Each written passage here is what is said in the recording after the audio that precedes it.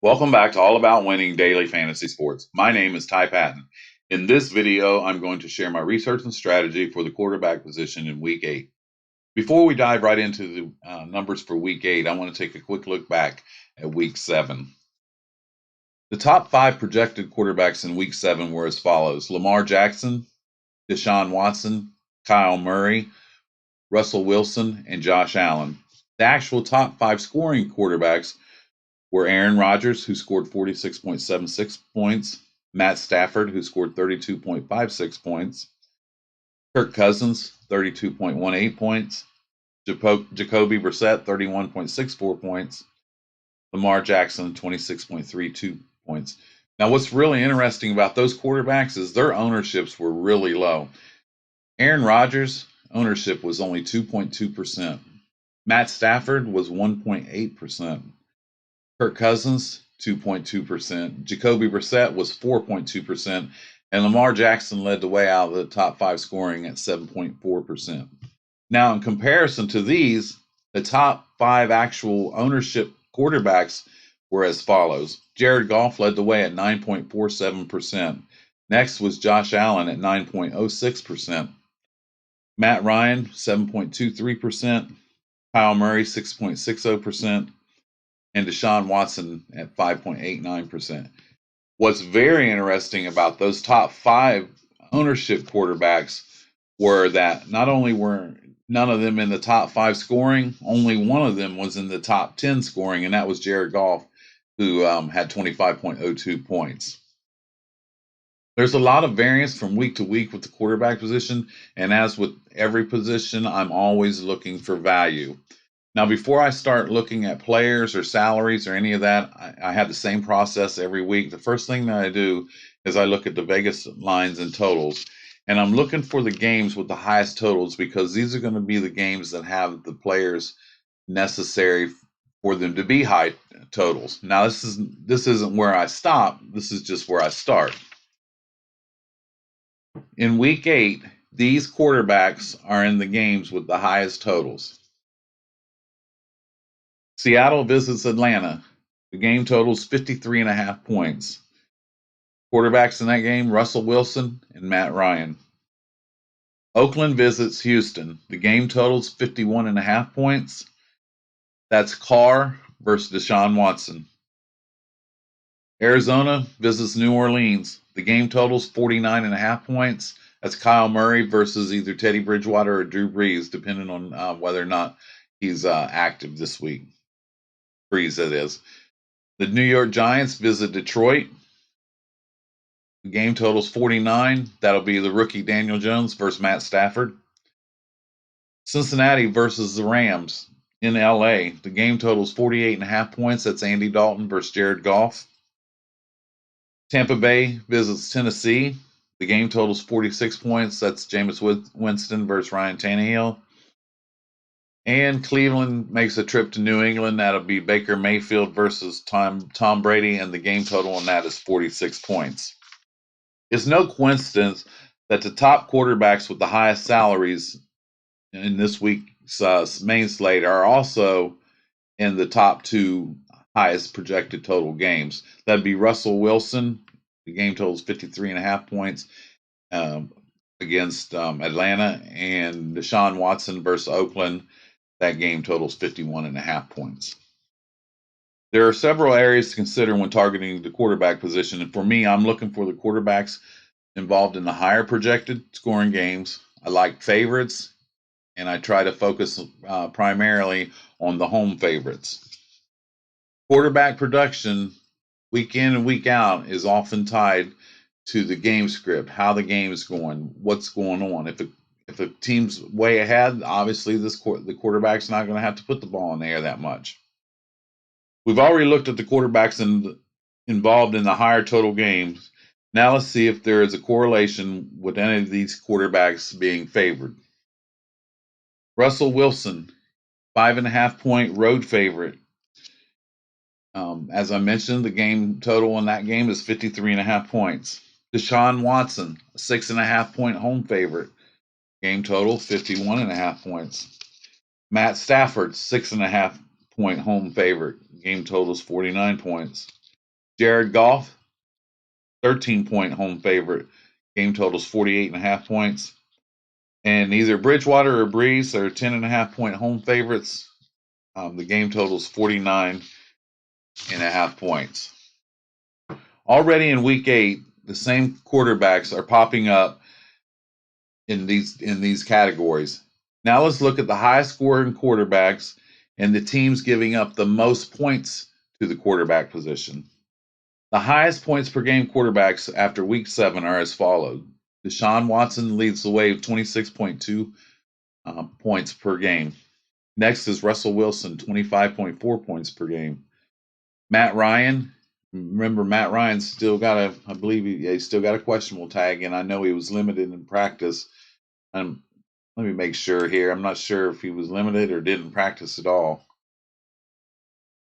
Non-participant on Thursday's injury report. So keep an eye on that. And that'll definitely affect that game total and the game. But Matt Ryan is third, and he's averaging 24.2 fantasy points per game. Number 4 is Matt Stafford. He's averaging 21.6 fantasy points per game. And Tom Brady's number 5, averaging 21.3 fantasy points per game. I wanted to remind everybody of something, too.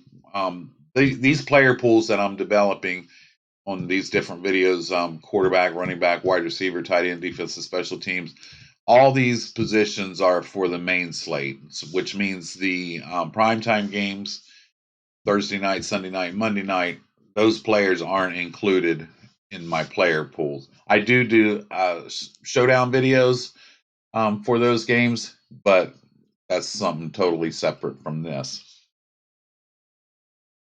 These are the teams giving up the most fantasy points to the quarterback position through week 7.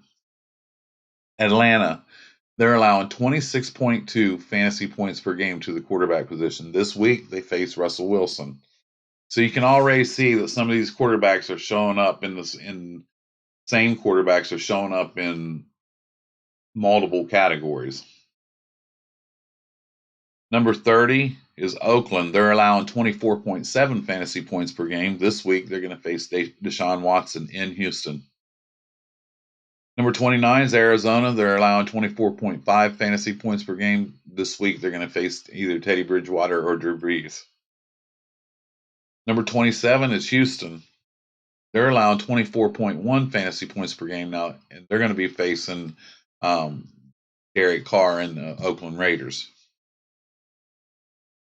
Number 27, or tied with Houston at number 27 is Tampa Bay. They're allowing 22.4 fantasy points per game. This week they go to Tennessee and they face Tannehill. And number 26 is Cincinnati. They're allowing 22 fantasy points per game to the quarterback position. This week they're going to the Rams and they're going to face Jared Goff. In comparison, these are the teams that are giving up the least amount of points to the quarterback position. New England's number 1. They're allowing 6.5 fantasy points per game to the quarterback position. This week, they face Cleveland and Baker Mayfield. Number 2 is San Francisco. They're allowing 9.1 fantasy points per game to the quarterback position. This week, they face Carolina's Kyle Allen. Number 3 is Denver. They're allowing 11.2 fantasy points per game to the quarterback position. This week, they face Indianapolis' Jacoby Brissett. Number 4 is Buffalo. They're allowing 13 points per game to the quarterback position. This week, they face Philadelphia's Carson Wentz. And number 6 is Chicago. They're allowing 16 fantasy points per game to the quarterback position. This week, they play the Los Angeles Chargers, and that will be Philip Rivers. These are going to be, now with all this that I've just gave you, and didn't intend for you to memorize it, but the following are the quarterbacks that I'm going to target in week 8, and I'm going to give you the reasons why. Russell Wilson, he's at the top at 7,200, the most expensive quarterback this week. He's in the highest total game of the week at 53.5. He's a 5.5 point road favorite. Atlanta is in the middle of the pack At number 14, allowing 24.4 fantasy points per game to the running back position. So they're a little bit tougher on the running back. And if and Seattle can't get the running back game going with Carson, it might be a lot easier for Seattle to do their damage through the air this week. And I think a lot of this is going to depend on whether or not Matt Ryan plays. If Matt Ryan doesn't play, I'll probably lean more to the Seattle rushing game. If Ryan does play, I'm going to lean more and try to get up to Russell Wilson in a lot of my lineups. Wilson is averaging 25.4 fantasy points per game. Ownership projections right now have him a little bit behind Watson as the top owned quarterback this week. And as I mentioned, Ryan will be the determining factor for me as whether or not I get up to Russell Wilson. Next is Deshaun Watson. He's $100 less than Russell Wilson, $7,100. He's in the second highest total game of the week at 51.5 points. A home favorite. He averages the most fantasy points per game at the quarterback position at 26.2 fantasy points per game. Oakland allows the second most fantasy points per game to the quarterback, 24.7 fantasy points per game. As I mentioned, he's a home favorite.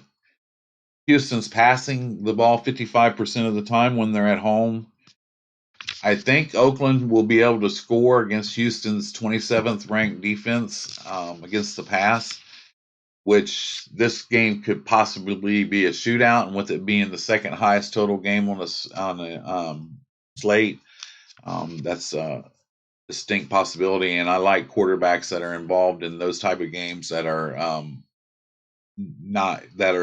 home favorites. Next is Matt Ryan. He's 6,000, a home underdog, but he's in the game with the highest total on the board. He might be a nice pivot off of Russell Wilson.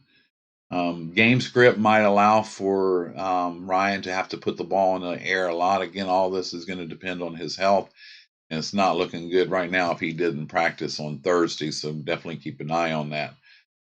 He's passing 74% of the time at home, and he averages 24.2 fantasy points per game.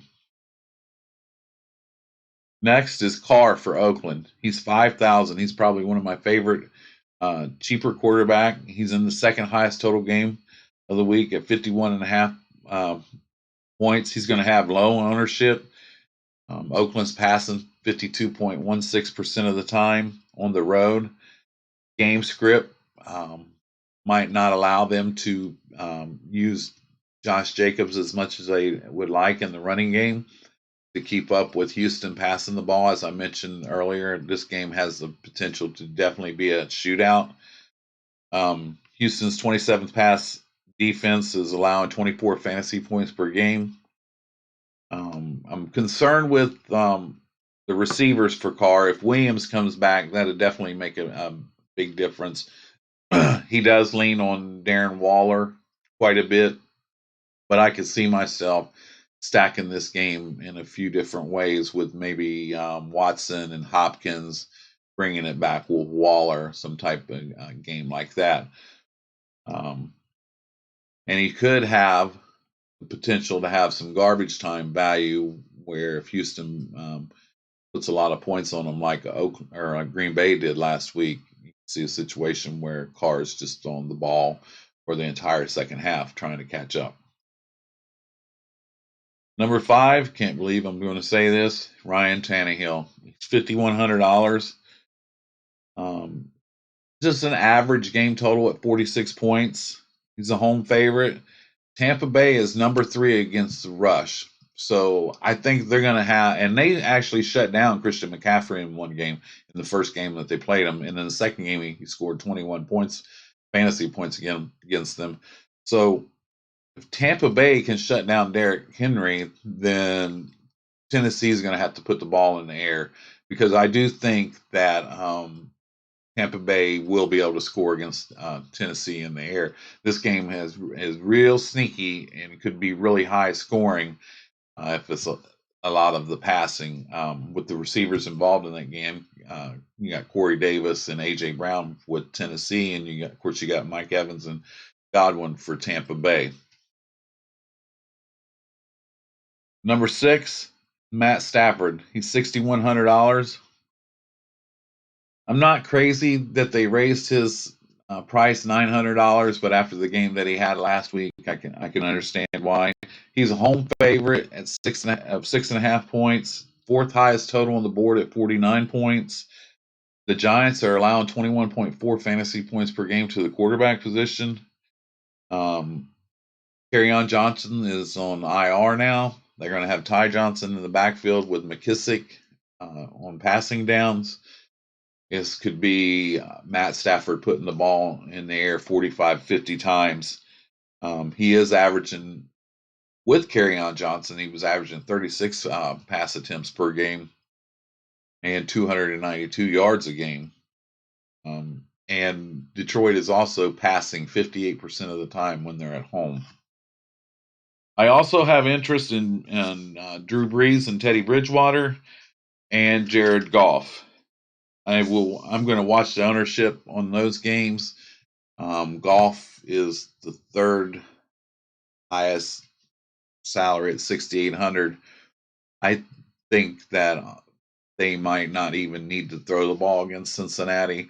For Jared Goff to have a good game, that means you're going to probably have to depend on Cincinnati doing some type of scoring. I don't know how that's going to happen.